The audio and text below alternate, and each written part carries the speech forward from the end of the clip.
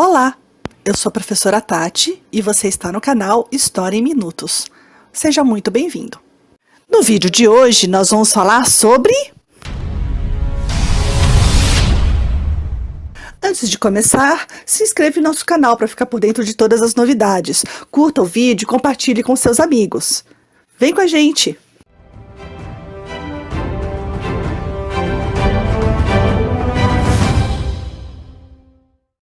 Hatshepsut nasceu no final do século XVI a.C., por volta do ano 1542 a.C. Não sabemos a data exata, pois o calendário usado pelos egípcios era diferente. Eles começavam a contagem no início de cada reinado, ou seja, cada vez que um novo faraó subia ao trono, começava a contagem. E isso traz dificuldades de datação. Mas essa rainha pertencia à 18ª dinastia. Hatshepsut era a filha mais velha do faraó Tutmoses I e da rainha Amoses.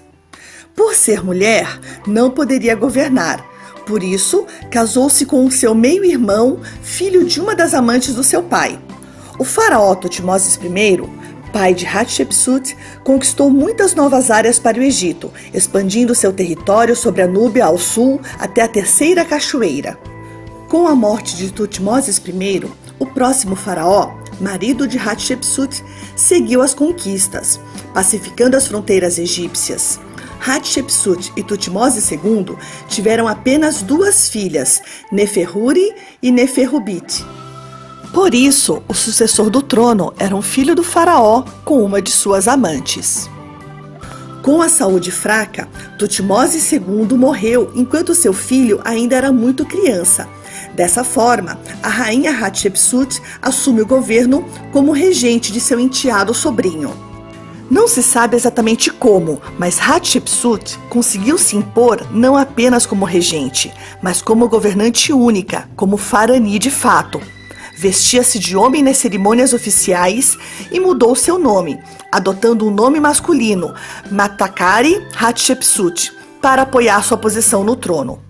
Alguns historiadores egiptólogos levantam a hipótese de que a rainha teria dado terras, bens e ouro para os sacerdotes de Amon, para se fixar no governo. Amon, o deus carneiro, também representado pelo disco solar, era a entidade protetora de Tebas, que nesse momento era a capital do Egito. Ele era considerado o rei dos deuses, a força criadora da vida. Hatshepsut alegava ser filha de Amon e, com essa estratégia, garantiu que ela governasse por toda a sua vida. O governo de Hatshepsut durou 22 anos e foi um período de paz e prosperidade. Seu governo é interligado ao governo de seu enteado sobrinho, Tutmoses III. Embora quem tenha governado de fato tenha sido a rainha, ela incentivou o rapaz a realizar campanhas militares. E nessa época, o Egito conquistou toda a Núbia, a península do Sinai e retornou caravanas comerciais para a Palestina, Mesopotâmia, Síria e com o reino de Punt, Somália atual. A rainha Hatshepsut morreu aos 84 anos de idade. Ela ordenou a construção de pequenos templos, obeliscos e seu complexo funerário, o hipogeu de Deir el-Bahari.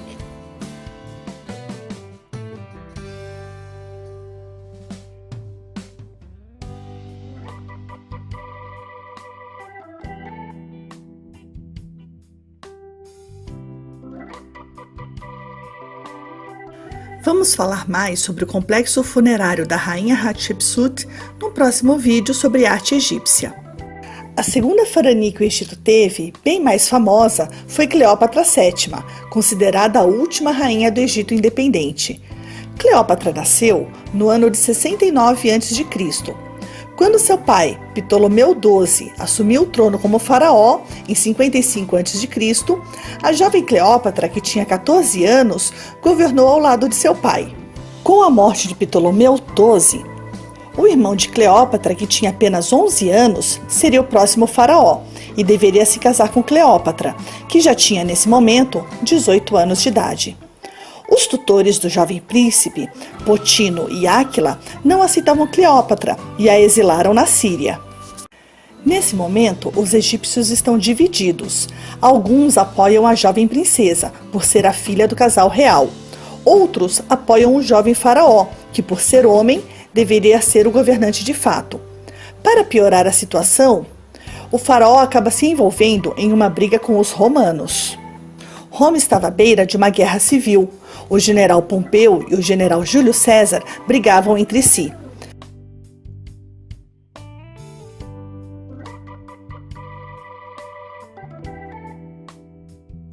O general romano Pompeu fugiu para o Egito buscando exílio e proteção. O faraó, aconselhado por seus sacerdotes, mandou que matassem Pompeu, cortando sua cabeça e a embalsamando. Ao chegar ao Egito atrás de Pompeu, o general Júlio César foi presenteado pelo faraó com a cabeça de Pompeu.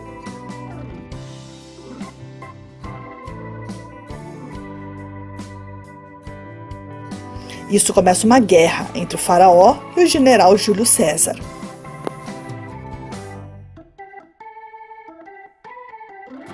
Ptolomeu XIII morreu em uma batalha naval contra Júlio César, que apoiou Cleópatra como rainha. Para acalmar os ânimos dos sacerdotes, Cleópatra aceitou casar-se com outro meio-irmão, Ptolomeu XIV, que tinha na época 6 anos de idade. Cleópatra era amante de Júlio César e eles tiveram um filho chamado Ptolomeu César, ou Cesário, como aparece em algumas fontes.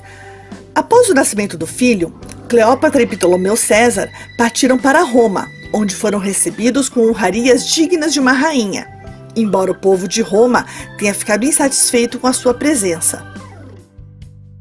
A revolta popular cresceu e culminou com o assassinato de Júlio César. Com a sua vida e a vida de seu filho correndo risco, Cleópatra voltou para o Egito. Pouco tempo depois, tendo governado por apenas 3 anos, o faraó Ptolomeu XIV morreu.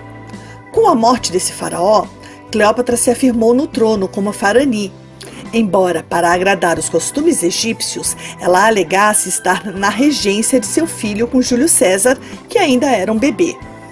O Senado de Roma, descontente com a ofensa de Júlio César em trazer uma rainha estrangeira como convidada para a cidade, enviou tropas para invadir o Egito.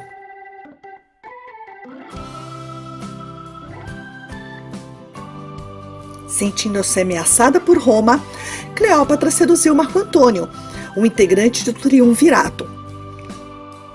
É importante lembrar que, nesse momento, Roma tinha 3 cônsules governando junto com o Senado. Essa formação era chamada de triunvirato. Marco Antônio cedeu aos seus encantos e os dois permaneceram juntos por 1 ano até a rainha engravidar.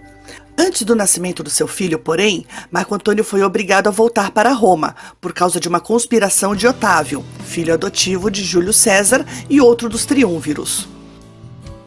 4 anos depois, ele voltou para o Egito, retomando seu relacionamento com Cleópatra, com quem teve outros 2 filhos. Cleópatra ganhou o título de Rainha dos Reis. A união de Marco Antônio e Cleópatra incomodou o Senado romano e atrapalhou as pretensões políticas de Otávio, que declarou Marco Antônio como traidor de Roma. No final do ano de 32 a.C., Otávio iniciou uma guerra contra o Egito, durante a qual Cleópatra e Marco Antônio se uniram contra os romanos, mas não conseguiram resistir às investidas do adversário. Eles tentaram furar o bloqueio romano, mas não tiveram sorte. Cleópatra e Marco Antônio foram derrotados pelas tropas de Otávio na Batalha de Ácio. A rainha dissimulou a derrota e retornou para Alexandria como se fosse a vencedora do conflito, enquanto Marco Antônio fugiu para a ilha de Faros, envergonhado com o revés militar. Entre idas e vindas, os amantes se uniram novamente e seguiram seus planos como se os romanos não pudessem mais voltar para o Egito. Mas o inimigo não deixou quieto. Cleópatra tentou um acordo com Otávio, mas esse acordo não funcionou, pois Otávio tinha ambições de reinar sozinho sobre o Egito e sobre Roma. Marco Antônio tentou reagir, mas seus soldados o abandonaram. Notícias correram informando a rainha que Marco Antônio foi ferido em batalha. Cleópatra fugiu, trancando-se em seu sepulcro. Marco Antônio acreditou nos boatos que disseminaram a informação de que a Cleópatra estaria morta. Tomado de profundo desespero, ele cometeu suicídio.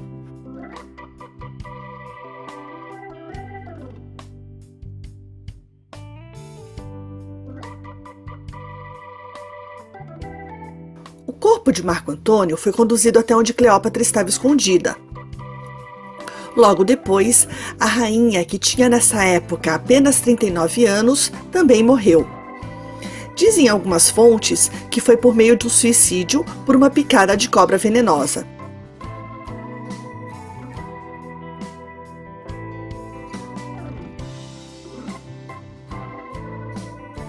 Sempre me perguntam por que ela teria feito isso. Eu acredito que foi para não ser levada por Otávio como escrava para Roma. A paixão entre Cleópatra e Marco Antônio foi uma das mais famosas e virou uma lenda, entrando para a história e sendo enredo de peças de teatro, livros e filmes. Cleópatra entrou para a história e virou um grande mito. Ela foi faraó de fato, pois seu filho nunca chegou a assumir o trono, embora seja registrado como faraó sob o título de Ptolomeu XV e foi considerado o último faraó do Egito. Espero que você tenha gostado desse vídeo, eu fiz com todo carinho. Não esqueça de curtir e de se inscrever no canal, assim você fica sabendo das novidades. Um grande abraço e até o próximo vídeo.